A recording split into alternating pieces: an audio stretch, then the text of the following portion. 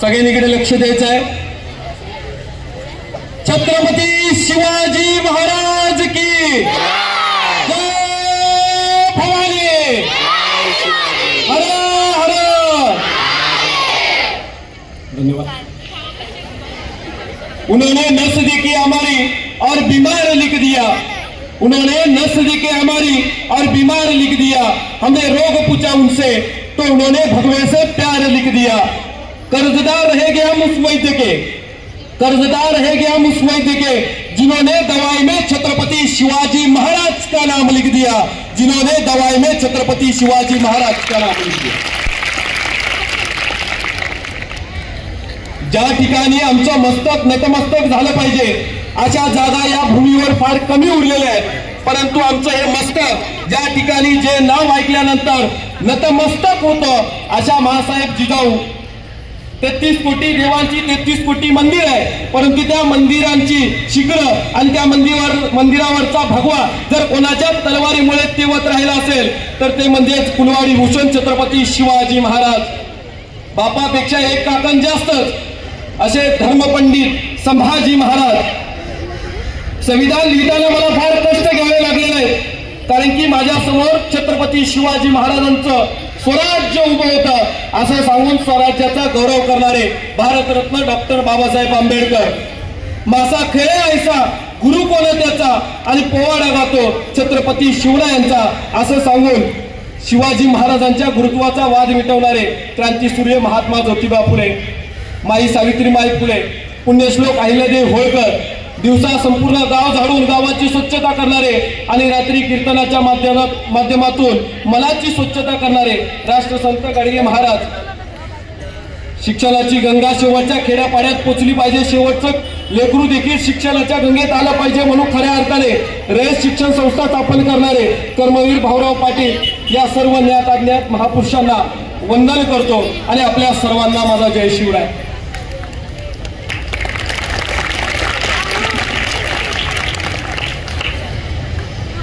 एक माणूस होता एसटी साठी उभा होता, एसटी साठी उभा असताना थोड्या वेळात एसटी आली, माणूस एसटी चढला, शेवटून दुसऱ्या बाकावर जाऊन बसला असताना कंडक्टर त्याच्या जवळ गेला आणि कंडक्टर म्हणाला तिकीट, तसं तो माणूस म्हणाला 2 तिकीट द्या।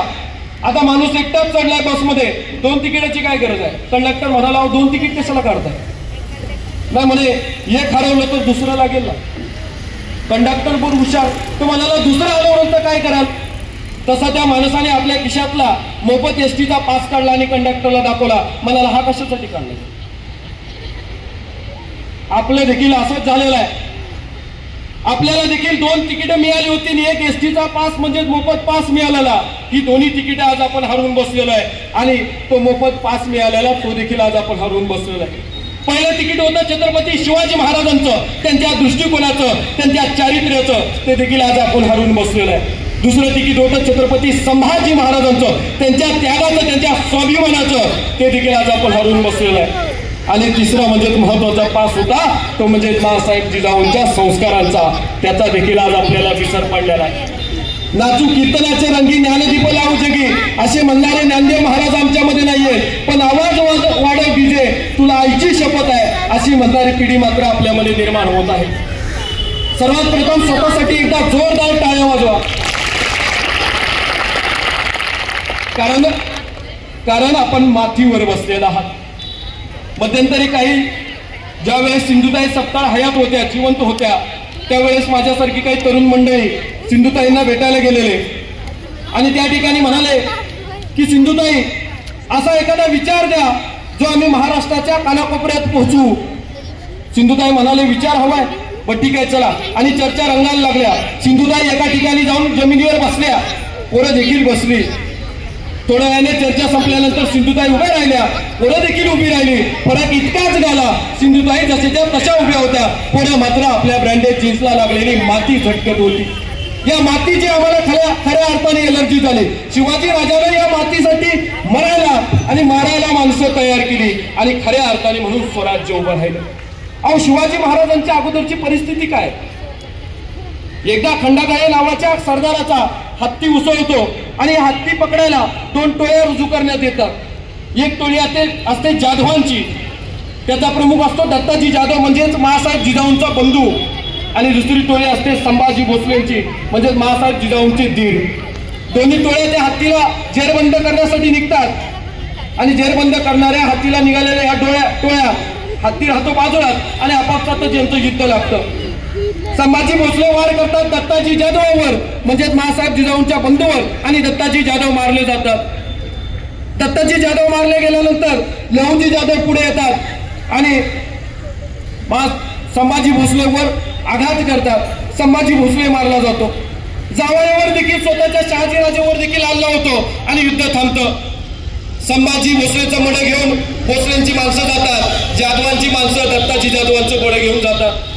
जाधवांची माणसं रडत असतात दत्ताजी जाधव मेले म्हणून, आणि भोसलेंची माणसं रडत असतात संभाजी भोसले मेले. पण मासाहेब जिजाऊंनी रडावं कोणासाठी? कोणासाठी रडावं? दोन्ही माणसं माझीच आहेत. मासाहेब जिजाऊ रडत होत्या त्या नादान महाराष्ट्रासाठी. मासाहेब जिजाऊ रडत होत्या या दख्खनसाठी. आणि मग मासाहेब जिजाऊ शिवाईकडे प्रार्थना करतायत, हे शिवाई माझ्या पोटी असा पुत्र जन्माला घाल जो इथल्या दीनदुबळ्यांचं राज्य आणेल, जो इथल्या गोरगरिबांचं राज्य आणेल, जो इथल्या शेतकऱ्यांचं राज्य आणेल, जो इथल्या बहुजनांचं राज्य आणेल, जो इथल्या मराठ्यांचं राज्य आणेल. आणि मग शिवनेरीवर 19 फेब्रुवारी 1630 रोजी छत्रपती शिवरायांचा जन्म होतो. पुत्र इथल्या रयतेला होतोय, पुत्र शहाजीराजांना होतोय, पुत्र महासाहेब जिजाऊंना होतोय. आणि मग इथली लोक म्हणू लागतात, बघा सुरुवातीची परिस्थिती काय, 5 मुस्लिमी सत्ता या दख्खनवर याच्या छाताडावर नाचण्याचं काम करतायत. अहो लुटली जाईल म्हणून कुठची पोरगी सोडावू, पण गवताच्या पात्याला आणि धान्याच्या बियाला देखील उभू वाटत नाहीये. घोड्याच्या तापा आले की लोक घरात लपून बसतायत, घराच्या घरात जाळली जात आहेत. आया बहिणींची दिवसा आबरू लुटली जाते. ही शिवाजी महाराजांच्या अगोदरची परिस्थिती आहे आणि त्यात असा हिरा जन्माला आलाय. आणि मग लोक म्हणू लागले, किसी के पेट में से पाप पैदा होता था तो किसी के पेट में से सांप पैदा होता था, लेकिन माँ साहब जिजाऊ ऐसी माँ थी यारो जिसके पेट से बापों का बाप शिवबा तैयार हुआ था, बापों का बाप शिवबा तैयार हुआ था. या बापाच्या म्हणजे बापाच्या बापाने इतिहास तरी करायचा नाही. 50 वर्षाची कारकीर्द आहे, 50 वर्षाची. आम्ही आज खऱ्या अर्थाने आम्ही शिवाजी महाराजांना काय समजून घेतलेलं आहे. आज लहान गे समोर बसलेले, आम्हाला खेळायला जायचं असलं की आमची माय म्हणते खेळायला जाऊ नको, बाहेर जायची, दडपडशील, पायाला माती लागेल, जंतू लागतील, किटाणू लागतील, सगळ्या गोष्टी आम्ही जी आई आम्हाला सांगत असते. शिवबा देखील लहान असताना असंच खेळायचे, बागडायचे. एकदा बागडत असताना शिवबा घोड्यावरून पडले. आता घोड्यावरून पडल्यानंतर आपण देखील पडल्यानंतर आपली माय कशी लगेच धावत देते, आपल्याला जवळ धरते, आणि म्हणजे बाळा लागलं का विचारते की नाही आपली आई. शिवबाला देखील वाटलं, लहान आहे तुमच्या वयाचे शिवबा आहेत, शिवबाला देखील वाटलं आपल्या आईने आपल्या जवळ आलं पाहिजे, आपल्याला कुशीत धरलं पाहिजे आणि विचारलं पाहिजे बाळ राजू कुठं लागलं का. पण तसं काहीच घडलं नाही. आता शिवबा मोठे शूर, लागल्यानंतर त्यांना रडून आलं, पण मागे वळून बघितल्यानंतर त्यांची आई उभा आहे आणि आई त्यांना विचारत नाही की बाळा लागलं का, म्हणून त्यांना रडायला आलं. आणि हे रडत रडत शिवबा वाड्यात गेले. मासाहेब जिथे बसलेले होते आणि मासाहेबांना म्हणतायत, मासाहेब तुम्ही आम्ही पडलो याचं दुःख अजिबात आम्हाला नाहीये मासाहेब, पण तुम्ही आम्हाला उचलायला आला नाही. माझ्या मायनं, माझ्या आईनं मला खऱ्या अर्थाने जवळ खुशीत धरून विचारायला हवं होतं की बाळराजं कुठे लागलं नाही ना, पण तुम्ही मला उचलायला आला नाही मासाहेब, याचं मला दुःख झालं. कधी कधी होतं बघा, आपली आई आपल्या जवळ येत नाही, आपली आई आपल्याला उचलायला येत नाही, त्यावेळेस आपल्याला दुःख होतं. पण ही महाराष्ट्राची जननी जिच्या नजरेतून स्वराज्य उभं राहिलं, ती बाळराजांना म्हणते, बघा शिकवण अशीच नाही मिळत, आम्हाला आमच्या जिजाऊंनी काय शिकवण द्यावी तेव्हा आमच्यात शिवबा घडणार आहे. ती महाराष्ट्राची जननी म्हणते, बाळराजा आज आम्ही तुम्हाला उचलायला येऊ, आज आम्ही तुम्हाला सावरायला येऊ, पण येणाऱ्या काळात ही जनता, ही रयत तुमच्याकडे खऱ्या अर्थाने आशेने बघते. आज आम्ही तुम्हाला सावरू, पण येणाऱ्या काळात या रयतेला तुम्हाला सावरायचं आहे, त्यामुळे आजच तुम्हाला तुमच्या पायावर ठामपणे उभा राहायला शिकायला हवं. ही संदेश देणारी बाई. आणि म्हणून स्वराज्य उभं राहिलं, हिच्या नजरेतून स्वराज्य उभं राहिलं. आज आमच्या घरात खऱ्या अर्थाने आमच्या माय मावल्या, आमचं मूल जन्माला आल्यानंतर जेवत नसेल किंवा लहानपणी त्याला म्हणते भू, तिथे बघ भू आहे अंधारात, नाहीतर मग ती भूल येईल, जेव नाही तर ते अंधारातनं काहीतरी चालत येईल. लहानपणीच मग ते अगदी टोनगा होईपर्यंत म्हणजे 22-23 वर्षाचं होईपर्यंत ते अगदी त्या भूलच घाबरत असतं. शिवाजी राजाला असं काही शिकवलं नव्हतं. आमच्या मायबावल्यांनी काय केलेलं आहे, आज तो कार्टून नेटवर्कचा चॅनल लावतात आणि आपलं जेव नाही तर मग ती टीव्ही लावते आणि मग ते बघत बसतात. स्पायडरमॅन आहे, ॲव्हेंजर आहे. पण खऱ्या अर्थाने आमच्या मायबावल्या हे विसरलेले आहेत. याच माझ्या महाराष्ट्रात यसाची कंक जन्माला आला, जो हत्तीशी लढा देतो. याच माझ्या महाराष्ट्रात 41 दिवस हालापेष्टा सहन करून देखील स्वाभिमानाची मान खाली ज्याने घातली नाही, तो संभाजी राजा देखील याच आमच्या मातीत जन्माला आला. हे आमच्या मायमाऊलीला, आमच्या लहान घ्यायला सांगणं गरजेचं आहे. आमच्याकडे सांगण्यासारखं बरंच काही आहे. आमच्याकडे सांगण्यासारखं, आमचा इतिहास ओढून सांगण्यासारखं आहे. पण आमच्या मायमाऊल्यांना खऱ्या अर्थाने, आमच्या तरुणाईला खऱ्या अर्थाने आमच्या इतिहासाचा विसर पडलेला आहे आणि कुठेतरी आमचे भुसकलेले विचार पुढे आलेले. छत्रपती शिवाजी महाराजांना बघा लहान वयातच शिकवण मिळाली. आम्ही लहान वयात मुलांना काय शिकवलं? छत्रपती शिवाजी महाराजांना शिकवण मिळाली ती रामायणात आणि महाभारतातल्या गोष्टी वाचून मिळाल्या. मासाहेब जिजाऊंनी तसा आदेशच दिलेला आहे राजांना. जसं की लहानपणी एकदा शिवाजी महाराज दरबारात काही सरदार बायकांचा नाच बघत असतो. नाच बघतात आता दरबारात सगळी शहाजीराजांच्या, आणि त्या दरबारात बायकांचा नाच बघत असताना शिवाजी महाराजांना देखील कुतूहल वाटतं. आणि मग तुमच्यासारखे लहान वयात शिवाजी महाराज असतात, पडदा सरकवतात आणि तो नाच बघू लागतात. आता हे एक दाशी पाहते आणि ती धावतच महाराजांकडे, मासाहेबांकडे येते आणि मासाहेबांना म्हणते, मासाहेब म्हणे, बाळ म्हणजे काय करतायत बघा, पडद्यावरून बायकांचा नाच बघतायत महासाहेब. तशी तळ पायाची आग मासाहेबांची मस्तकाला जाते. चेहरा लालवलेला होता, नाक पुढ्या फुटतात. मासाहेब सरकन शिवाजी राजांच्या पाठीत जातात आणि पाठीत धबाका घालत म्हणतात, शिवबा, तुम्हाला या महाराष्ट्रात बायका नाचवणारा नाही तर बायका वाचवणारा शिवबा व्हायचा आहे.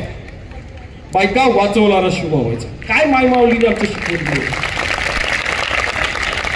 आम्हाला घडवणाऱ्या मायमाऊली काय आहेत?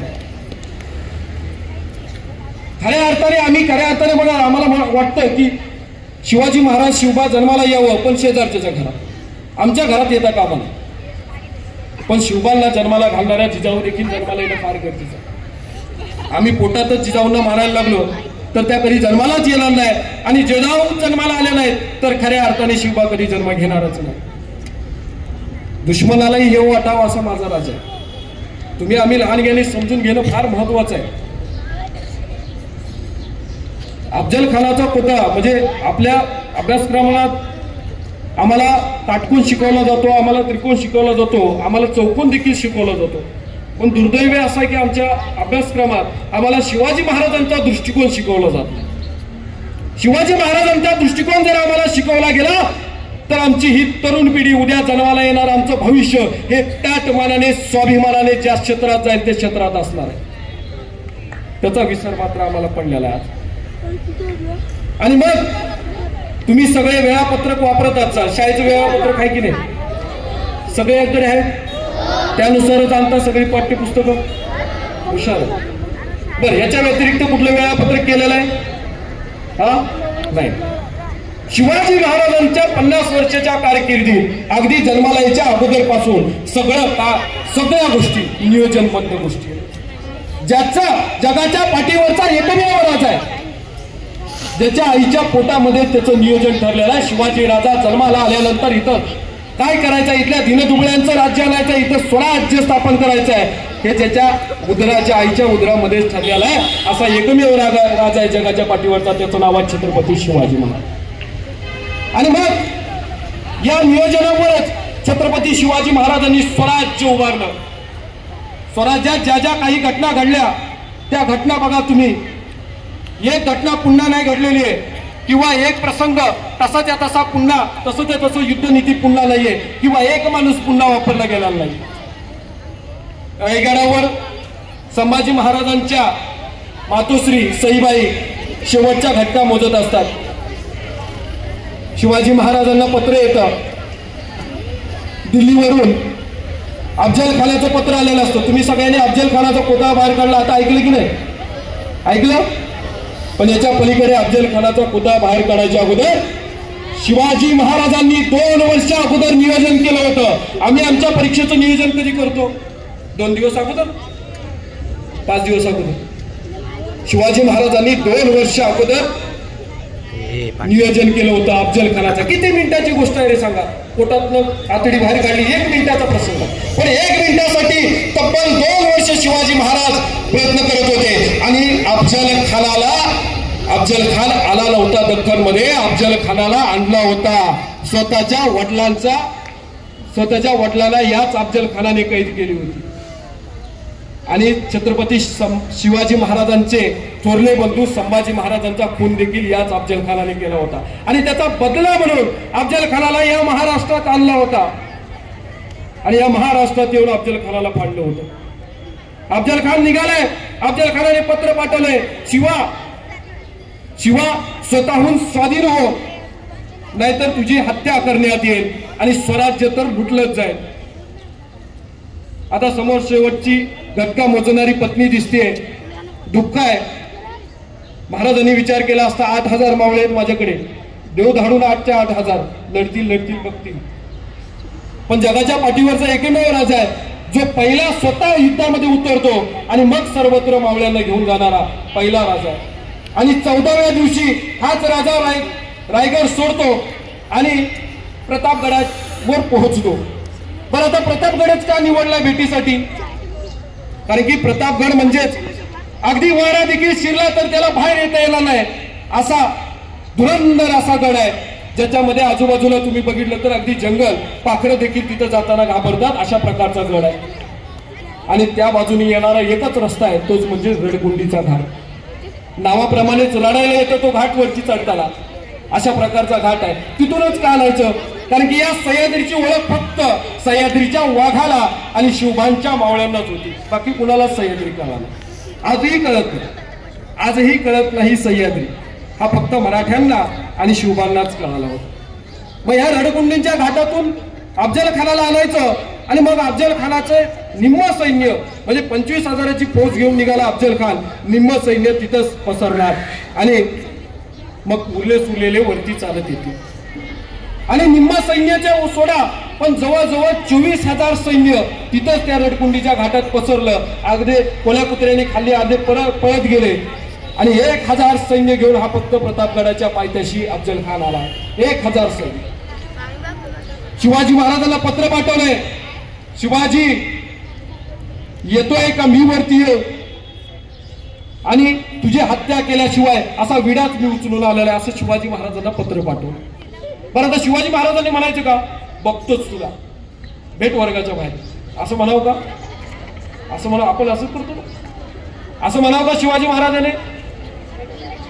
जगाच्या पाठीवरची अशी लढाई आहे जी फक्त तलवारीच्या पाठीवर नाही तर विलक्षण बुद्धिमत्तेवर लढले गेलेले. विलक्षण बुद्धिमत्ता.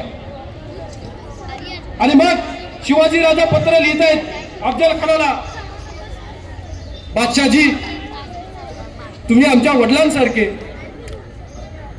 हे राज्य तुमचं आहे, हा गड तुमचा आहे, हे सगळं वैभव पण तुमचंच आहे, फक्त मला तुमची भीती वाटते. तुम्ही जर वर आला माझ्याकडे तर बरं होईल असं शिवाजी महाराजांनी पत्र लिहिलं. आता तुम्हाला वाटतं शिवाजी महाराज घाबरत असतील, पण पत्र का लिहिले? कारण की अफजल खानाला तसं भासवावं. एवढंच कशाला, 1000 फौज घेऊन निघालेला, हत्तीवरून निघालेला अफजल खान, त्याचा जो हत्ती आहे तो देखील शिवाजी महाराजांनी विष खाऊन मारला होता, विष खायला घातलं होतं. एखाद्या लढाईला निघालेला योद्धा असतो त्याचा घोडा किंवा हत्ती मरणं हे अशुभ मानलं जातं. आणि तिथंच त्याचं मानसिक खच्चीकरण अफजल खानाचं तिथंच करायला सुरुवात केली होती. मानसिक खच्चीकरण. बघा ना, एखादी गोष्ट आपण रस्त्याने चालतोय, एखाद्याला आपण मारहाण करायला चाललोय, मारायचं ते आता त्याला, आणि रस्त्यात आपल्याला समजा एखादं आईस्क्रीमचं दुकान किंवा एखादी चांगली वस्तू दिसली जी आपल्याला फार आवडते तर आपण देखील विचलित होतो की नाही? काय करायला आलोय तेच विसरून जाऊ. तसंच घडलं. आणि अफजल खान नक्की काय करायचं आहे ते अफजल खानाला विसर पडायला लागला. बरं, या अफजल खानाला पत्र लिहून महाराजांनी भीती वाटते असं सांगितल्यानंतर अफजल खान प्रतापगडाच्या पायथ्याशी भेटण्यासाठी तयार झाला. आणि भेटण्यासाठी तयार झाल्यानंतर शिवाजी महाराजांनी शामियाना उभारला. तर तो शामियाना देखील असा उभारलेला, जेवढी काही धनसंपत्ती माझ्याकडे असेल ती सगळी तिथे वापरायची. हिरे मोती अगदी सोनेरी चादरी देखील वापरा आणि तो शामियाना असा उभा केला. बरं काय असं ठरवलं असेल महाराजांनी? कारण की महाराजांनी अफजल खानाची माहिती घेतली होती. शत्रूची माहिती घेतल्यामुळे युद्धनीती सोपी होती. माहिती घेतली होती. काय माहिती आहे? कारण की अफजल खानाला या सगळ्या गोष्टी आवडतात आणि ज्या वेळेस तो इथे येईल त्यावेळेस तो त्याची एकाग्रता हरवून बसेल. हे सगळं वैभव बघेल. अरे शिवाजी राजाकडे कुठून आलं एवढं सगळं? हे वैभव बघून तो स्वतःची एकाग्रता हरवून बसेल. म्हणून शामियाना देखील तशाच स्वरूपाचा उभारलेला, ज्या स्वरूपात हिरे मोती अगदी सोनेरी चादरी त्याला लावल्या होत्या आणि सुंदर असं वैभवशाली. वेळ ठरवली बरोबर 12:15 वाजता. आता 12:15चीच वेळ का ठरवली? कारण की महाराज प्रतापगडावरून वरून चालत येणार. डोक्यावर सूर्य असतो आपल्या, त्यामुळे महाराजांना शामियान्यातलं सगळं चित्र, हालचाली, अगदी कोण आहे महाराज बादशाहसोबत या सगळ्या गोष्टी दिसतील.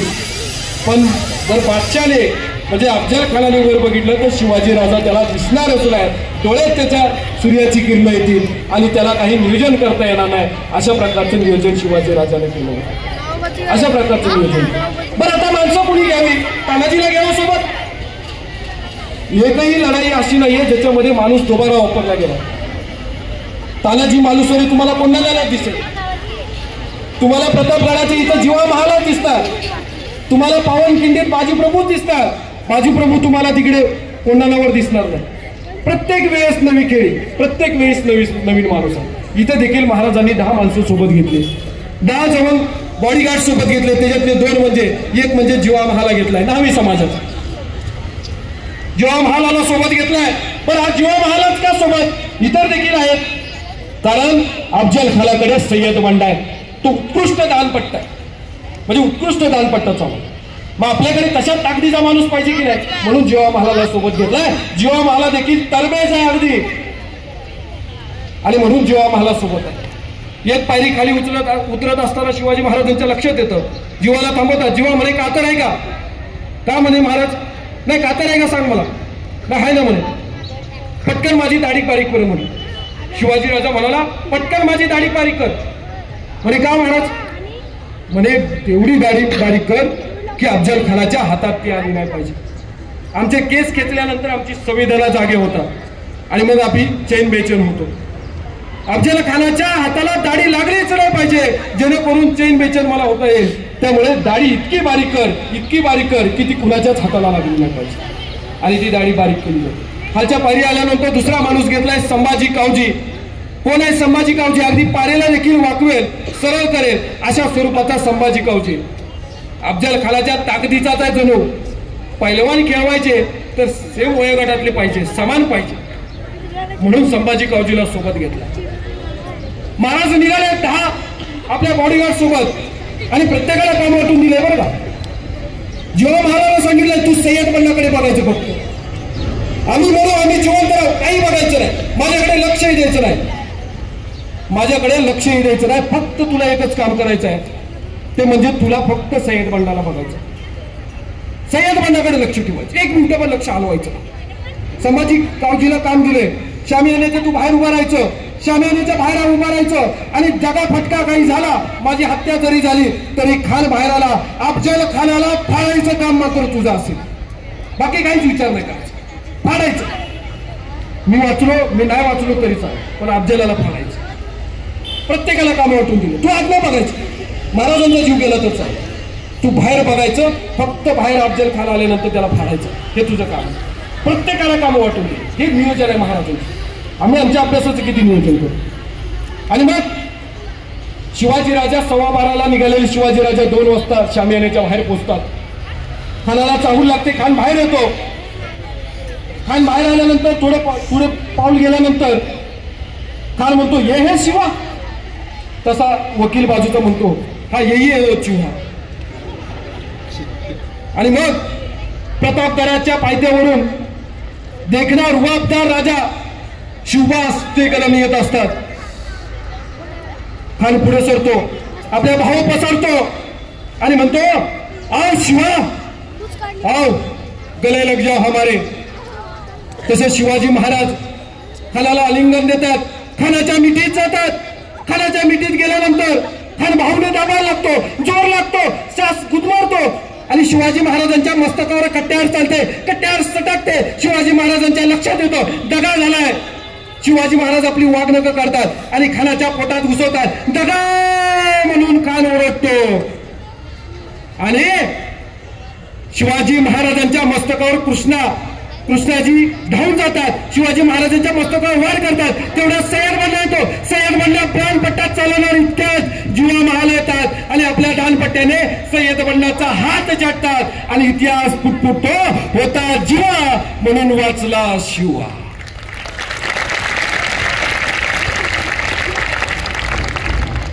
एक सेकंद जरी उशीर झाला असता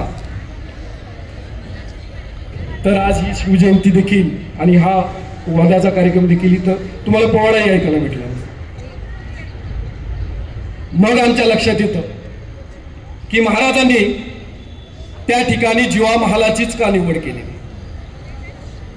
एक सेकंदासाठी जीवाला महाला जर तिथे हात छाटत नव्हता तर कदाचित छत्रपती शिवाजी महाराजांचं मस्तक धडापासून वेगळं झालं असतं. ही सगळी माणसं महत्वाची. आणि मग हे सगळे कार्यक्रम उरकून निघतात, प्रतापगडाला चालायला सुरुवात करतात. 1 2 3 4 5 6 7 8 9 10. अरे धावा कुठे? कोण राहिला? संभाजी गावजी. अरे कुठं आहे तो? तसा संभाजी गावजी मागून धावत येत असतो. म्हणे संभाजी कुठं होता? काय म्हणे कशाला मागं थांबायचं होतं तुला? नाही म्हणे महाराज हे बघाय की अफजल खानाचं मस्तक तोडून आणलं. तुम्ही मस्त वाघनखं घुसवली पण मला विश्वासच बसत नव्हता. मेलाय का जिवंत हे बघायचं होतं म्हणून आपलं मस्तकच घेऊन आलो. आणि म्हणे कशाला एवढं धाडस केलं? अरे वाघनखाला विष लावलं होतं, तो ससाई मारणार होता. संभाजी एक वेळ 1000 अफजल सुटले तरी चालतील पण एकही माझा मावळा खर्ची जाता कामा नाही. एकही मावळा माझा खर्ची जाता कामा नये. तुमच्या आईला आम्ही काय उत्तर देणार? म्हणजे प्रत्येक मावळ्याची जबाबदारी, प्रत्येक मावळ्याची काळजी घेणारा जगाच्या पाठीवरचा एकमेव राजा असेल तर त्याचं नाव आहे छत्रपती शिवाजी महाराज. प्रत्येकाची काळजी. बळीराजा असू द्या, एवढंच कशाला इथल्या सैनिकांना पोटास लावण्याचं काम देखील याच माझ्या राजाने केलेलं आहे. इथल्या शेतकऱ्याच्या पाताच्या देटाला देखील धक्का लागू नये म्हणून शिवाजी महाराजांचं यंत्र काम करत होतं. आम्हाला खऱ्या अर्थाने शाहिस्ते खानाची बोटं छाटली हे शिकवलं जातं परंतु स्वतः शाहिस्ते खानाने डायरीमध्ये लिहून ठेवलेलं आहे. शाहिस्ते खान लिहित आहेत शिवाजी ये शिवा तीरासारखा आला आणि वाऱ्यासारखा निघून गेला परंतु त्याच्यानंतर एक घटना तुमच्या आमच्या महाराष्ट्रासाठी फार महत्वाची आहे. ती स्वतः शाहिस्ते खानाने लिहून ठेवली. शाहिस्ते खान म्हणताय शिवाजी आला निघून गेला पण त्यानंतर माझी बहीण म्हणजे शाहिस्ते खानाची बहीण शाहिस्ते खानाकडे आली आणि म्हणाली भाईजान भाईजान गजब हो गया. तो गजब हो गया भाईजान. ये सिवा मेरी बेटी को उठा ले गया. ये सिवा और उसके मावळे मेरे बेटी को उठा ले गए. तसा शाहिस्ते खान म्हणतो बेफिक्र राहा.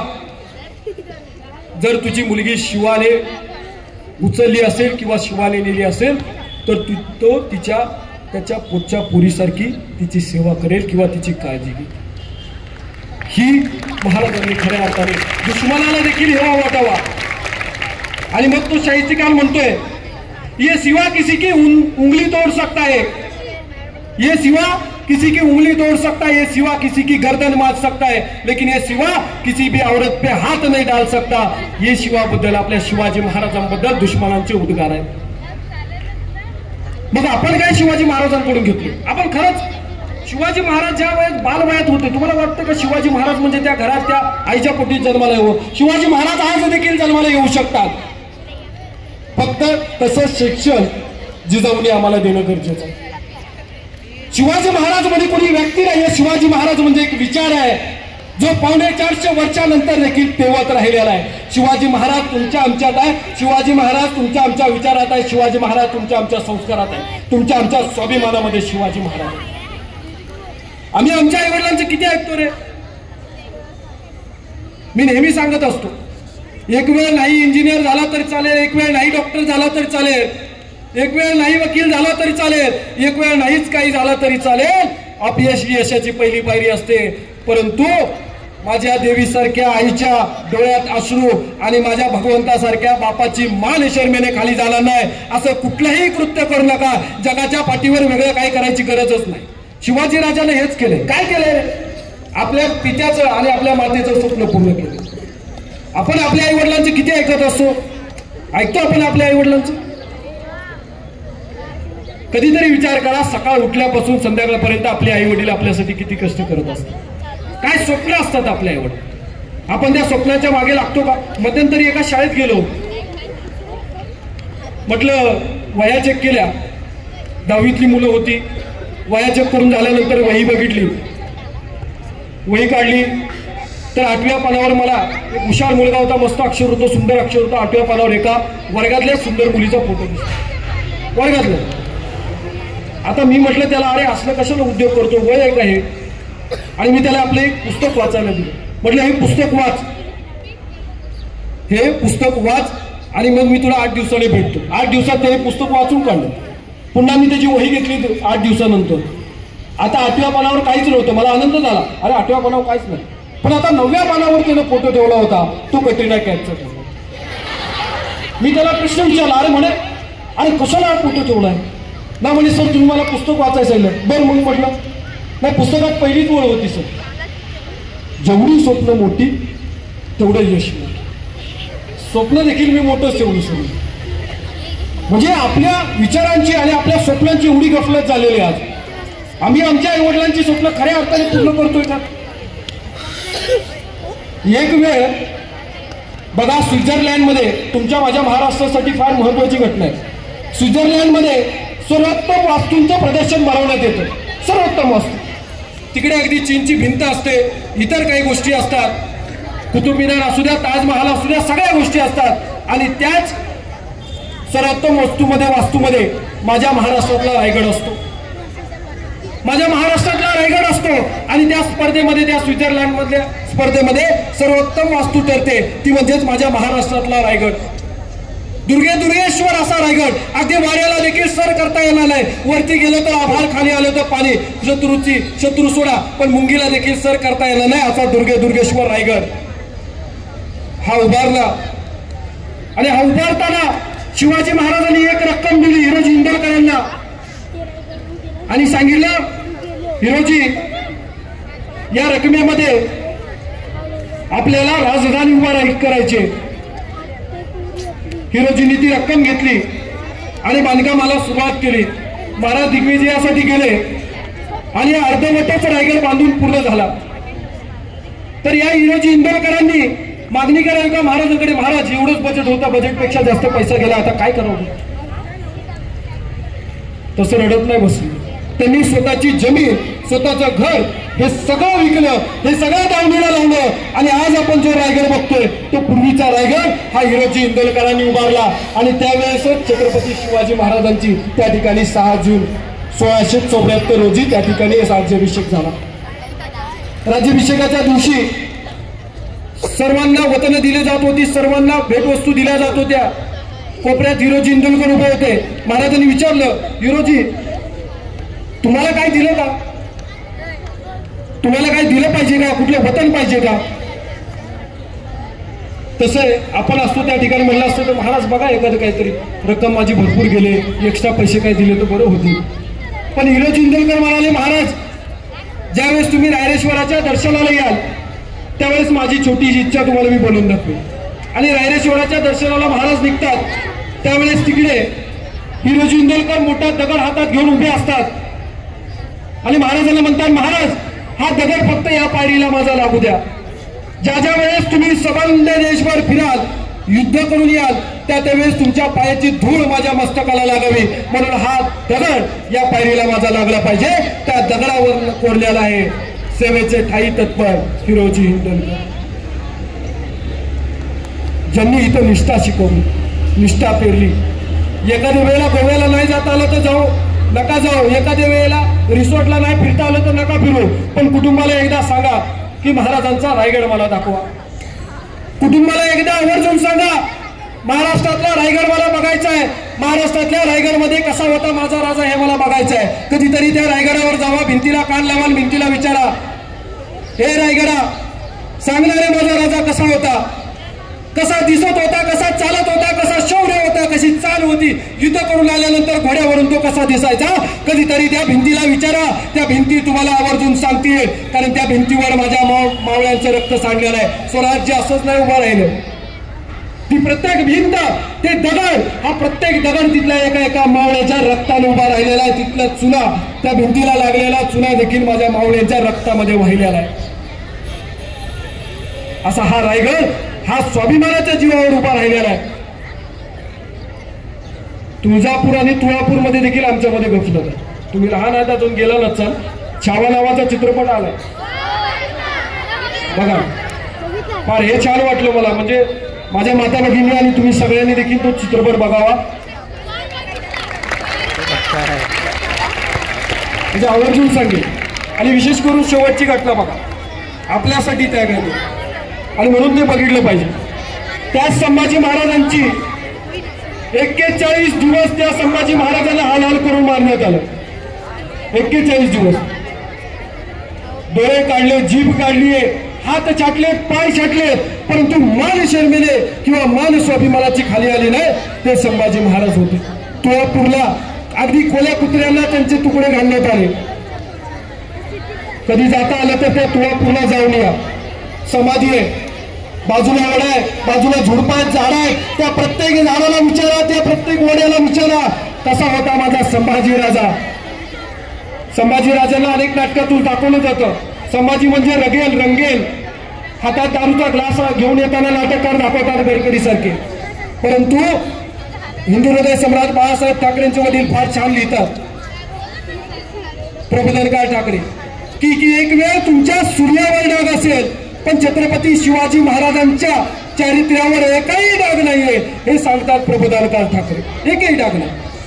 चारित्र्य संपन्न गुणवंत अशा प्रकारचा छत्रपती शिवाजी महाराज. आम्ही शिवाजी महाराजांकडून काय घ्यावं? आम्ही शिवाजी महाराजांकडून चारित्र्य शिकावं. आम्ही शिवाजी महाराजांकडून गुणवंत शिकावं. आम्ही शिवाजी महाराजांकडून खऱ्या अर्थाने या सगळ्या गोष्टी संस्काराचं बीज रुजवलं. तुमच्या आमच्यातूनच उभा राहणार आहेत. शिवाजी जन्माला येणं गरजेचं वाटतं तर ते तुमच्या आमच्यातूनच गरजेचं आहे. तुम्ही आम्हीच खऱ्या अर्थाने शिवाजी महाराजांच्या खऱ्या अर्थाने इतिहास पुन्हा हे करू शकतो. म्हणून आपल्याला एक लक्षात ठेवायचं आहे, आपल्याला एक लक्षात ठेवायचं, जाता जाता एवढंच म्हणेल, कर्मवीर अण्णांनी ज्यावेळेस शाळा काढली, शाळेला नाव दिलं शिवाजी विद्यालय. बरं, आता त्यावेळेस शिवाजी महाराजांचं नाव देणं ही देखील फार मोठी गोष्ट आहे आणि शाळा काढणं ही त्यापेक्षा मोठी गोष्ट. तर त्यामध्ये शाळा काढल्यानंतर त्यांना पैशाची चुनचुन भासू लागली आणि मग 1 लाखाची गरज होती. एका मोठ्या कारखानदाराकडे अण्णा गेले आणि अण्णा तिथे बसले असताना तो कारखानदार म्हणाला, ठीक आहे तुम्हाला 1 लाखाची काय 2 लाख देऊ आपण, चला, पण एकच काम करायचं. म्हणे काय? शाळेला ते शिवाजी महाराजांचं नाव दिलेलं आहे ते बदलायचं आणि माझ्या वडिलांचं नाव द्यायचं. त्यावेळेस अण्णा सरकन तिथून उठले आणि म्हणाले, हा कर्मवीर भाऊराव पाटील या गोरगरिबांच्या लेकरांच्या शिक्षणासाठी एक वेळ स्वतःच्या बापाचं नाव बदलेल पण शाळेला दिलेलं शिवाजी महाराजांचं नाव कदापि बदलणार नाही. कधी नाही. आदर्श घ्यावा तरी कोणी बघा. या अशा माणसांनी आदर्श घेतलेला आणि म्हणून तुमच्या समोर आज हे वटवृक्ष, प्रेम नावाचं वटवृक्ष उभा राहिलेला. खऱ्या अर्थाने वेळेच्या अभावी वेळ फार कमी आणि तुम्ही देखील एका ठिकाणी स्थिर बसू शकत नाही. शेवटी जाता जाता एवढंच आवाहन करेल, तुम्ही त्याला सगळ्यांना आता मला प्रत्युत्तर द्यायचं आहे. पुढच्या आठवड्यात पुन्हा मी वर्गात येऊन विचारणार आहे. या आठवडा आपण फक्त शिवजयंती वाचून साजरी करायची. प्रत्येक वर्गात मी येणार आहे, प्रत्येक वर्गात विचारणार आहे. मोबाईल नामक डब्बा आहे तुमच्याकडे किंवा घरात पुस्तक असेल, लायब्ररीत असेल, कुठेही असेल, एक तरी पुस्तक वाचायची एका आठवड्यात. या आठवड्यात वाचा ना सगळे? नक्की? आवाज नाही येत आहे. म्हणजे सगळेजण पुढच्या आठवड्यात मी वर्गात यायला मोकळं, चालेल ना? ठीक आहे. शेवटी एकदा घोषणा देऊया आणि व्याख्यानाला पूर्णविराम देऊया. छत्रपती शिवाजी महाराज की जय भवानी, हर हर. धन्यवाद.